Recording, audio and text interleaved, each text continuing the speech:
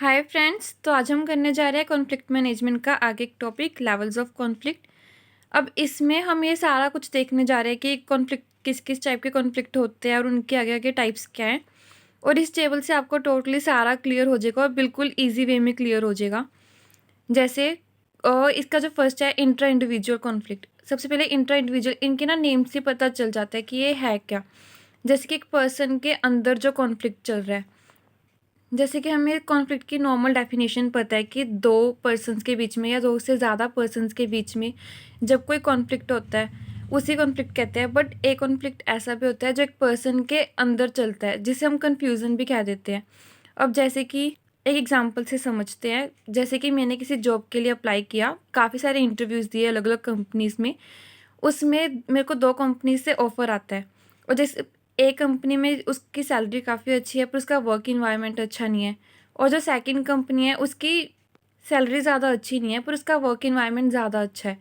तो इस वजह से मेरे मन में कन्फ्यूज़न क्रिएट होगी कि अब मैं इन दोनों कंपनीज़ में से किस कंपनी में जाऊँ।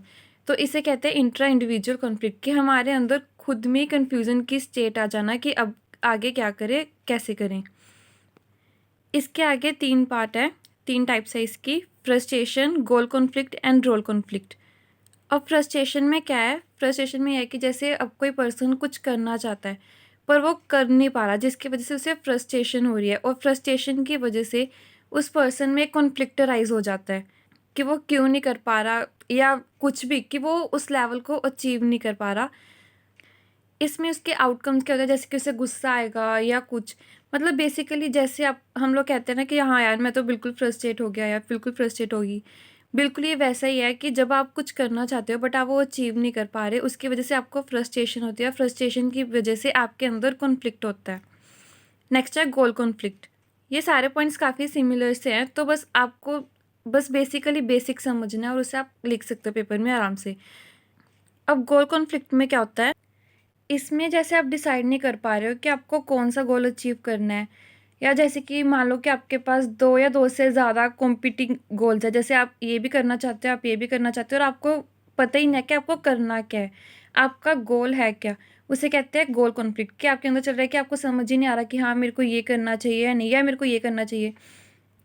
फॉर एग्ज़ाम्पल जैसे कि मान लो कि आप किसी कंपनी में जॉब करते हो और उस कंपनी में आपको प्रमोशन ऑफ़र हुई है। बट आपने दूसरी कंपनी में भी अप्लाई किया हुआ था और दूसरी कंपनी में आपको एक अच्छी जॉब की ऑफ़र मिली है। पर ये दोनों चीज़ें साथ-साथ ही हो गई और अब आपको समझ में नहीं आ रहा कि आप इस कंपनी में प्रमोशन लो या दूसरी कंपनी में एक नई जॉब लो। तो जिसकी वज़ह से आप में कॉन्फ्लिक्ट राइज़ हो गया कि आपको अब क्या करना है, कि आप प्रॉपर डिसीज़न नहीं ले पा रहे। ये कॉन्फ्लिक्ट का ये मेन पार्ट है कि आप डिसीज़न नहीं ले पा रहे कि आपको आगे करना क्या है। इसमें बस ये इतना ही है। रोल कॉन्फ्लिक्ट में क्या है, इसमें जैसे कि अब हमें पता है कि हर पर्सन का कोई ना कोई रोल होता है। जैसे कि अब अगर आप किसी कंपनी में जॉब भी करते हो, तो वो जो आप जो परफ़ॉर्म कर रहे हो, वो आपका रोल है। पर जो आपसे एक्सपेक्टेशंस की जाती हैं, आप वो पूरी नहीं कर पाते, तो उसकी वज़ह से आप में रोल कॉन्फ्लिक्ट हो जाता है। जैसे कि एम्प्लॉयर ने अपने एम्प्लॉय से वो अपने अपने एम्प्लॉय से उम्मीदें रखता है कि हाँ, कि वो इस साल इतनी सेल्स लेके आएगा, पर वो इस तरह इतनी सेल्स लेके आ नहीं पाता, जिसकी वजह से उस एम्प्लॉय में रोल कॉन्फ्लिक्ट राइज़ हो जाता है कि उससे उम्मीदें तो इतनी है पर वो कुछ कर नहीं पा रहा। तो ये होता है रोल कॉन्फ्लिक्ट। अब जो सेकंड है इंटरपर्सनल कॉन्फ्लिक्ट। इंटरपर्सनल कॉन्फ्लिक्ट आप यहाँ से देख सकते हो। इंटरपर्सनल कॉन्फ्लिक्ट, इसके भी हमें नेम से पता चल रहा है कि किसी 2 या 2 से ज़्यादा इंडिविजुअल्स के बीच में झगड़ा होना। और वो झगड़ा क्यों होता है? क्योंकि उनके ओपिनियंस अलग-अलग है, उनकी सोच अलग-अलग है। मेन कारण किसी भी कॉन्फ्लिक्ट का यही है क्योंकि उन लोगों की सोच में फ़र्क है। जैसे कि अब एग्ज़ाम्पल है, जैसे कि mister A and mister B है। उन दोनों में क्यों कॉन्फ्लिक्ट राइज़ होता है? क्योंकि मिस्टर ए फर्स्ट आर्गुमेंट को सपोर्ट करते हैं और जो मिस्टर बी है, वो दूसरे आर्गुमेंट को सपोर्ट करती है, जिसकी वजह से उन दोनों में कॉन्फ्लिक्ट राइज़ होता है। अब इसके रीज़न्स क्या है? क्योंकि वो डिफरेंट ट्रेडिशन से होंगे, या उनकी अपब्रिंगिंग ही ऐसी हुई होगी, या वो उनका डिफरेंट कल्चर है। इस वजह से उनके पर्सनल ओपिनियंस अलग-अलग हो सकते हैं। लैक ऑफ इन्फॉर्मेशन, उनमें कई बार किसी को पूरी तरह से इन्फॉर्मेशन होती नहीं है, जिसकी वजह से वो कुछ और सोचता है और दूसरा इंसान कुछ और सोचता है, जिसकी वजह से कॉन्फ्लिक्ट राइज़ हो जाता है। Roles are incompatible.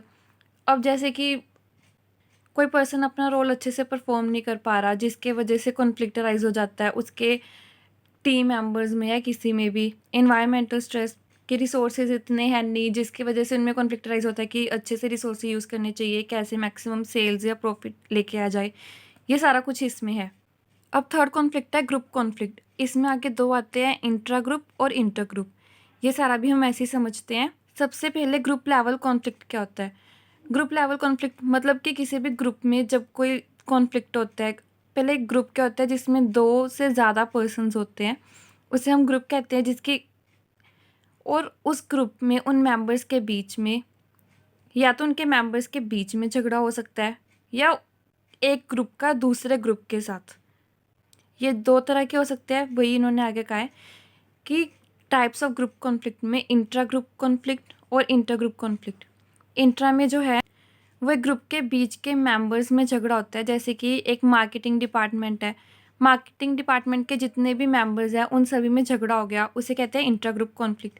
Inter group conflict क्या होता है कि अलग अलग ग्रुप्स के बीच में झगड़ा हो गया, जैसे मार्केटिंग डिपार्टमेंट का और प्रोडक्शन डिपार्टमेंट के मेंबर्स के बीच में झगड़ा हो गया, तो उसे कहते हैं इंटर ग्रुप कॉन्फ्लिक्ट। अगला कॉन्फ्लिक्ट जो है ऑर्गेनाइजेशनल कॉन्फ्लिक्ट। इसके भी आगे दो है, इंटर ऑर्गेनाइजेशनल, इंटर ऑर्गेनाइजेशनल। ये हम देखते हैं। ऑर्गेनाइजेशनल कॉन्फ्लिक्ट उसे कहते हैं हम जो कि ऑर्गेनाइजेशन के लेवल पे झगड़े होते हैं। जैसे कि आप कह सकते हो कि जैसे हम सुनते हैं ना कि वर्कर्स ने स्ट्राइक कर दी वगैरह, ये सारा कुछ ऑर्गेनाइजेशनल कॉन्फ्लिक्ट में आता है। लोअर लेवल मैनेजमेंट की या मिडिल लेवल मैनेजमेंट से झगड़ा हो गया, ये सारा। अब ये सारा कुछ इसमें आता है। अब इसके 2 पार्ट्स हैं आगे, intra organisational conflict, inter organisational conflict.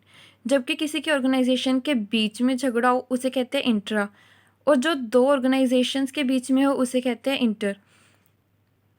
अब जो जैसे वर्कर्स की स्ट्राइक वाली एग्जांपल दी थी वो आती है इंट्रा में, क्योंकि वो ऑर्गेनाइजेशन के बीच का ही कॉन्फ्लिक्ट है, वो किसी भी लेवल पे हो सकता है। और ये जो है इसमें 2 ऑर्गेनाइजेशंस अलग अलग इन्वॉल्व होती है। जैसे कि मान लो कि आप किसी से आउटसोर्सिंग करवा रहे हो, जैसे आप किसी के बाहर की सर्विसेज ले रहे हो, कोई एडवर्टाइजिंग की, कोई किसी की, और उनके बीच में ऐसे झगड़ा हो गया, तो वो उससे कह देंगे इंटर में आ जाएगा। तो हमने इस वीडियो में यहाँ तक पूरा कवर कर लिया है, और इसके आगे